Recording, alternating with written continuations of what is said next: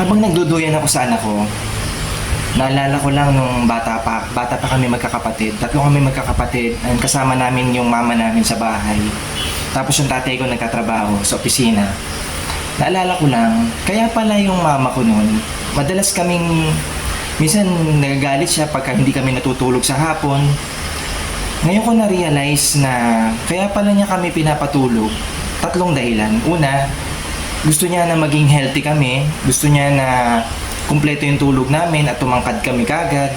Pangalawa, gusto niya na gawin niya yung mga dapat niyang gawin.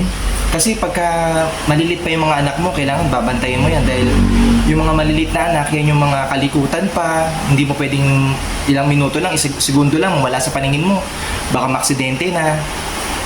Kaya pala pinapatulog niya kami nung time na yon para magawa din niya yung mga dapat gawin.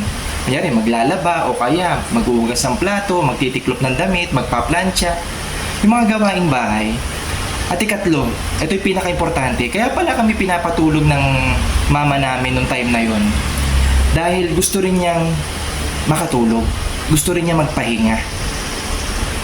Na-realize ko lang na, kasi pagtulog ng mga anak mo, meron ka ding tendency na makatulog din, isasabay mo rin yung tulog ng mga bata. Yun na kasi yung time na pwede ka rin makapagpahinga, di ba? So, na-realize ko lang to nung pumasok na tayo sa ganitong edad, nagkaroon na tayo ng mga anak, doon ko lang na-realize na tama yung mama ko sa ginagawa niya. Kayo, nakaka-relate ba kayo dito sa kinukwento ko sa inyo?